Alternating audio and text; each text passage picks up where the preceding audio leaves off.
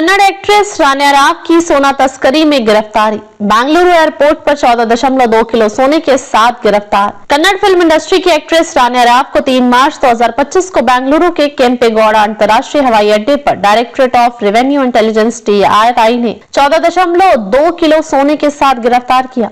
वह दुबई से Emirates flight के जरिए भारत लौटी थी और उन्होंने सोने को अपने कपड़ों, जांघों और कमर पर टेप लगाकर छिपाया था। इसके अलावा तस्करी के लिए उन्होंने मॉडिफाइड जैकेट और रिस्ट बेल्ट का इस्तेमाल किया था। डीजीपी रामचंद्र राव की सौतेली बेटी है रान्या। रान्या कर्नाटक पुलिस हाउसिंग कॉर्पोरेशन के डीजीपी रामचंद्र राव की सौतेली बेटी हैं। हालांकि डीजीपी रामचंद्र राव ने बयान जारी कर कहा कि उनका रान्या से कोई संबंध नहीं है। उन्होंने मीडिया से कहा, मेरे करियर पर कोई काला धब्बा नहीं है, मुझे इस मामले की कोई जानकारी नहीं थी और मैं इस पर कोई टिप्पणी नहीं करूंगा। वह अब हमारे साथ नहीं रहती है और अपने पति के साथ अलग रह रही है। पुलिस ने की अपार्टमेंट की तलाशी, 5 करोड़ की संपत्ति जब्त। गिरफ्तारी के बाद पुलिस ने रान्या के लावेल रोड स्थित आलिशान अपार्टमेंट पर छापा मारा। तलाशी के दौरान वहां से 2.1 करोड़ रुपए की ज्वेलरी और 2.7 करोड़ रुपए नगद बरामद किए गए। इस तरह पुलिस को कुल 5 करोड़ रुपए की संपत्ति हाथ लगी। हर ट्रिप में 12 से 13 लाख रुपए की कमाई। सूत्रों के मुताबिक रान्या को हर किलो सोना लाने के लिए 1 लाख रुपए मिलते थे।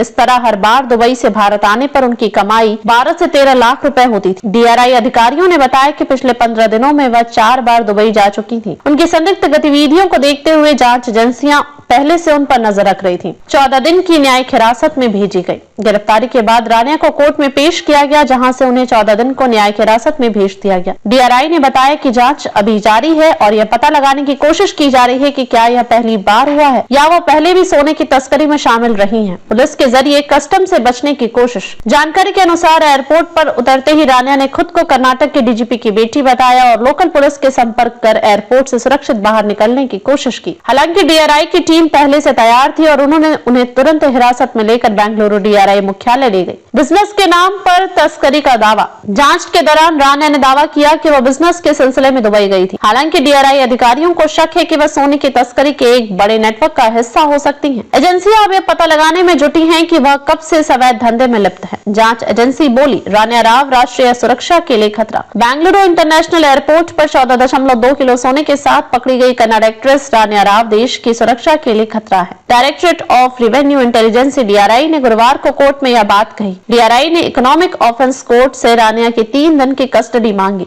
एजेंसी ने तर्क दिया कि उन्हें यह पता लगाना है कि सोना कहां से लाया गया, पेमेंट कैसे हुआ, इसे छिपाने का तरीका क्या था और इसका इस्तेमाल कहां किया जाना था। रान्या के 45 देशों की यात्रा पर DRI को शक। DRI के मुताबिक रान्या के पासपोर्ट रिकॉर्ड और उपलब्ध डेटा के अनुसार वह अब तक 27 बार दुबई जा चुकी हैं और कुल 45 देशों की यात्रा कर चुकी हैं। जांच एजेंसी का कहना है कि रान्या कोई नियमित नौकरी नहीं करती हैं और उनके पास इतने फिल्म प्रोजेक्ट भी नहीं है, जिससे इतनी बार विदेश यात्रा करने का कारण स्पष्ट हो सके। वकील का विरोध, कोर्ट का फैसला आज। उधर रान्या के वकीलों ने DRI की मांग का विरोध किया। वकील ने कहा, जब कोर्ट ने मंगलवार को रान्या को 14 दिन की न्यायिक हिरासत में भेजा था, तब DRI ने कस्टडी क्यों नहीं मांगी। DRI की इस मांग पर कोर्ट आज फैसला सुनाएगा। राजनीतिक प्रतिक्रिया। इस मामले पर राजनीतिक बयानबाजी भी तेज हो गई है। कांग्रेस विधायक AS पोन्नन्ना ने कहा कि यह एक आपराधिक मामला है और कानून अपना काम करेगा, चाहे वह DGP की बेटी हो, आम नागरिक की बेटी हो या किसी बड़े नेता की बेटी। वहीं भाजपा विधायक डॉक्टर भरत शेट्टी वाई ने कहा कि यदि इस मामले में लोकल पुलिस की संलिप्तता पाई जाती है तो यह सत्ता का दुरुपयोग होगा और सरकार को इस पर कड़ी कार्रवाई करनी चाहिए।